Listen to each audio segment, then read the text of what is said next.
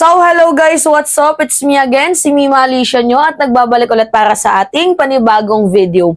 So, ito na nga po, mga minamahal, talaga nga namang sinupalpal po ni Secretary of Interior and Local Government Benhur Abalos itong kulto ni Kibuloy na kung saan dinidiscredit pa nila ang PNP, ang ISAF, ang gobyerno ukol nga po dito sa pagkahuli ni Pastor Fugitive Kibuloy. So madaming mga balita ang lumalabas mga minamahal kagaya nito. Basahin natin tong balitang to ni Attorney Mark Tolentino. Ano yung sabi niya? It was confirmed na walang bunker sa KOJC compound.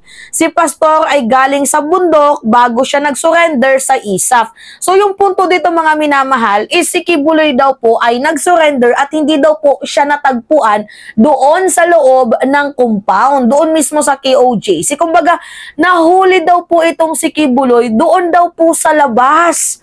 Mga minamahal, hindi daw po sa loob ng KOJC compound. Like, sino yung maniniwala? Ako mga minamahal kahit ako ay simpleng mamamayang Pilipino, ang labo naman na mahuli si Kibuloy sa labas. Mas malawak sa labas mga minamahal. Bakit pa siya magpapahuli kung pwede naman siyang tumakas? Di ba mga minamahal, nagigets ninyo? Bakit ka magpapahuli? Nandoon ka na sa labas Nandyan ka na sa labas. Di ba pwede ka nang tumakbo, pwede ka nang tumakas, pwede ka nang magpakalayo-layo. Tapos mahuli, tapos sasabihin nila na si Kibuloy daw po, nandun daw po, nanggaling daw po sa labas, tapos pumasok daw po siya sa compound. Like, ang hirap paniwalaan.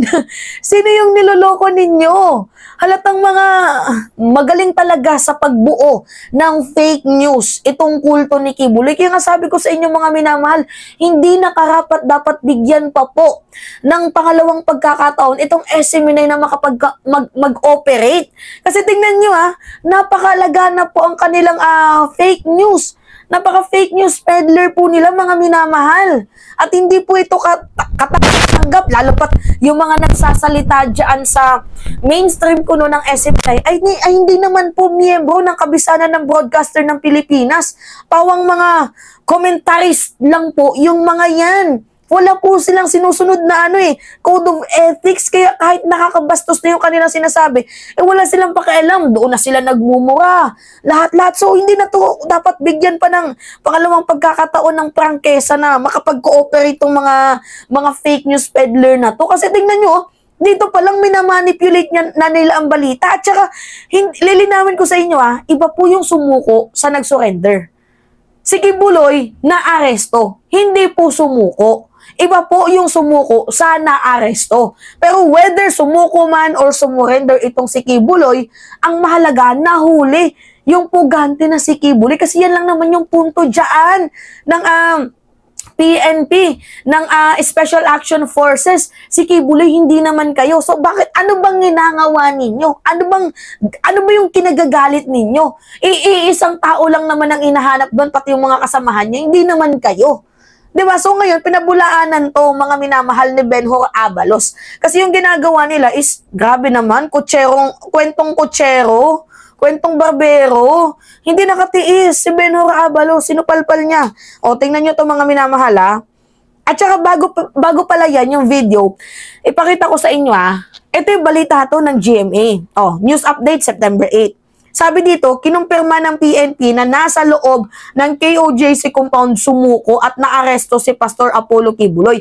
Yan po yung naunang balita, mga minamahal. Sumuko kuno. Pero sinabi ng ating presidente na aresto po itong si Kibuloy. So, yan po kasi may spokesperson ng PNP. 'Di ba kasi SAF po yung nakahuli kay Kibuloy. So yung una nilang na-receive na balita is sumuko daw, pero eventually naaresto pala itong si Kibuloy. So ngayon, sabi dito, kaninang 5:30 ng hapon sa isang building sa compound.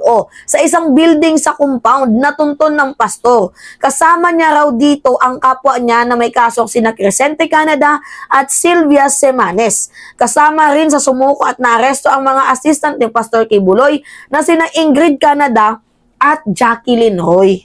So doon sila sa compound nagtago. Doon sila nahuli. Alangan naman, mantakin mo, sasabihin ni Mark Tolentino na itong si Kibuloy ay galing daw sa bundok bago siya sumurrender sa ISAF. Like, nandoon ka na sa bundok? Babalik ka pa ba doon para sumuko ka? Ang hirap paniwalaan nun, mga minamahal. Isa pong pambababoy at panggagago yun. Diba?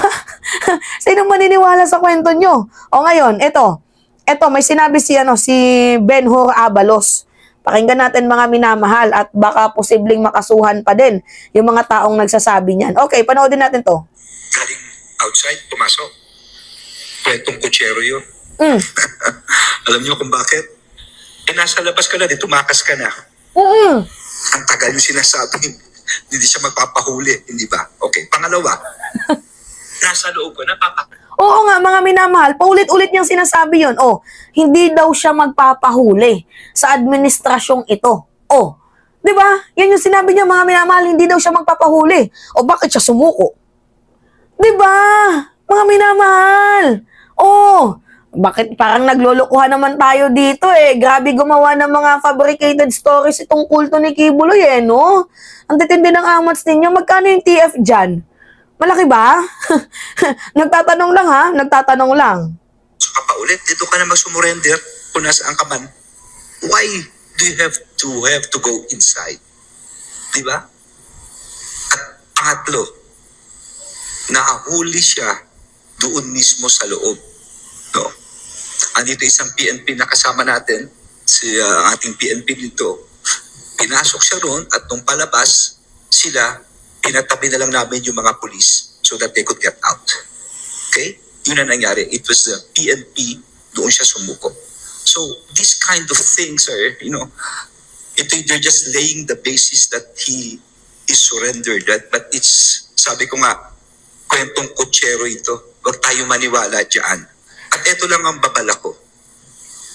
With all of these things na nangyari, I'm sure someone should be guilty of obstruction of justice. Tama. For harboring criminals. Sino-sino kaya yun? Mga minamahal, sino-sino kaya yung tinutukoy ni Ben-Hur Abalos na guilty from obstruction of justice? Well, yan po yung aalamin natin sa susunod na mga oras. At mag-a-update ako sa inyo, mga minamahal. Concealing someone who is wanted by law to this warrant. And let me remind you of PD 1829, obstruction of justice. Ang sinasabi, any person who knowingly, willfully obstructs, impedes, or frustrates or delays the apprehension of suspects and the investigation and prosecution of criminal. And of course, letter C, ito harboring, concealing, facilitating the escape of any person he knows or has reasonable ground to believe or suspect has committed any offense under existing penal laws. And letter I, giving of false or fabricated information to mislead or prevent the law enforcement agencies from apprehending offender or from protecting the life or property or the victim, or fabricating information from the data gathered in confidence by investigating. So, I'm sure maraming papasok dito. Bakit? Sabi nga ni Chief, maraming panlilinlang na ginawa. Pangalawa, ang publiko mismo ang testigo rito kung paano ilang beses kami pinigilan si General Torre. Marami. Shout out kay Bato. Shout out kay Robin Padilla. Shout out kay Bongo. 'Di ba na pinapa-initiate retreat itong PNP? Kasi wala naman daw po, 13 days na daw po nung araw na yon na hindi pa nahuhuli si Kibuloy. Pero after that, hindi po nagpatinag si Torre. 13, 14, 15, 16, nahuli. Itong appointed son of God. Self-proclaimed appointed son of God na fugitive na si Kibuloy. So I think, pabaliktarin ko ngayon ang tanong. Huwag na natin pag-usapan itong surrender thing na ito because I know all the while na sinasabi lang galing sa labas papasok. Kalokohan po yan. Huwag kayo maniwala dyan. So palpal. Nilinaw po ni Secretary of Interior and Local Government Ben-Hur Abalos na Hindi po nahuli si Kibuloy sa bundok, galing sa bundok or nasa labas. Pinabulaanan niya po yun, mga minamahal. Nahuli si Kibuloy doon mismo sa compound, sa may building, kung saan kasama niya na nagtatago yung ibang mga fugitive din at yung kanyang mga alalay. Oh, di ba na-corner na-pressure sila, mga minamahal. Wala na silang malabasan kasi pinull out na po ni General Torre. Kasi diba paharang-harang yung KOJC to the point na kinakapkapan na sila. Yung PNP na mismo, mga minamahal, ang kinakapkapan po. Yung PNP na po mismo ang kinakapkapan nitong kulto ni Kibuloy. Kung kaya si General Torre, hindi na po siya yung soft-hearted, tinanggal niya na po yun. Sabi niya, trabaho lang, walang personalan. O, pinull out niya lahat. Wala na pong nakakapasok. Hanggang lahat po sila, mga minamahal, puro lang po mga PNP ang mga nandoon.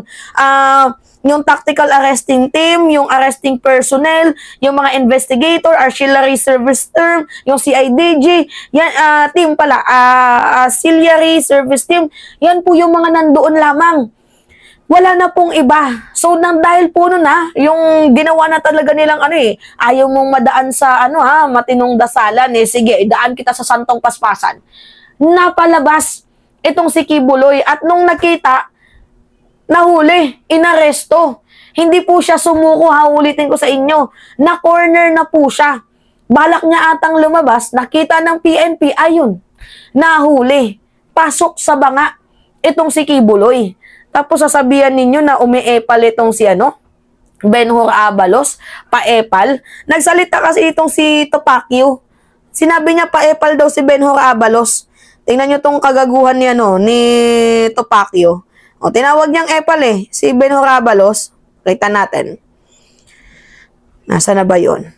Paepal kasi nahuli. O, eto. Tingnan niyo Panoodin natin. Binigyan diin ni Atty. Ferdinand Topacio na akusang sumuko sa Armed Forces of the Philippines si Apollo Kibuloy.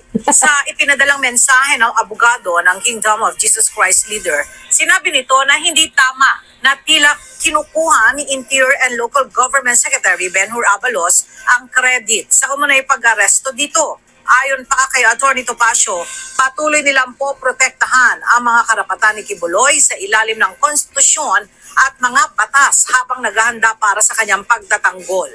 Wala pang tugon si Secretary Abalos sa pahayag na ito ni Atty. Topacio. Diba? Tatawagin mong pa-epal? Epal to the highest level. Yan yung sabi ni Topacio dito kay Benhur Abalos. Although sabihin natin na hindi nakahuli si Benhur Abalos dito, pero binabalita niya lang naman sa ating mamamayang Pilipino na nahuli itong si Kibuloy na aresto. Wala naman natang masama doon, hindi naman po involved yung Malacanang dyan. At saka, ano ba yung kinagagalit ng kulto na to? Nahuli na nga Whether nahuli, sumuko, or inaresto, naman, ang mahalaga dito nadala ng PNP itong si Kibuloy kasi yan po yung mission nila. Di ba, mga minamahal, yan po yung mission ng PNP. Kaya nga sabi ko, sana si General Torre in the next mission ulit, sana siya ulit. Di ba? Dito kay Bantag, for example. Di ba? Kay Tevis. Si Tevis, papadali na din yan dito. Soon at soonest. Si Bantag, di ba, mga minamahal, mahuli din yan. Kaya nga sabi ko sa inyo, mga minamahal, hanggat totoo yung nasa posisyon, yung nagsiservisyo, yung mga ganitong krimen, hindi yan nakakalabas. Kaya yung sinasabi ni Sara Duterte, na I think wala na dito si Pastor Kibuloy, nasa langit na siya. Obstruction of justice yun. Yung sinabi ni Kibuloy na alam ko yung sinabi ni former President Duterte na alam ko kung saan nagtatago si Kibuloy pero secret. Di ba, mga minamahal? Obstruction of justice din yun. Kaya makarapat lamang na makasuhan yung mag-amang yan. Kasi kahit nga din itong si Baste, sabi niya? Pag makita niya si Torre, sasampalin niya. Nasampal niya ba nung nakita niya si Torre doon sa nakita nga sila sa hearing Hindi nga si Baste, hindi makabisita sa KOJC. Diba? Sinampal niya ba? Puro lang salita, puro lang satsat, puro lang kuda. Yan tayo Yan tayo, puro lang salita. Naku, Diyos ko po, walang gawa. Dapat noon pa, sinampal mo na. Pero anyway, tama yung sinabi ni Benhur Abalos. Someone should be, guilty 'di ba, sa ginawang pag-harbord dito kay Kibuloy. So anyway, yun po mga minamahal, it's me again, si Mima Alicia nyo, at nagbabalik ulit para sa ating panibagong video.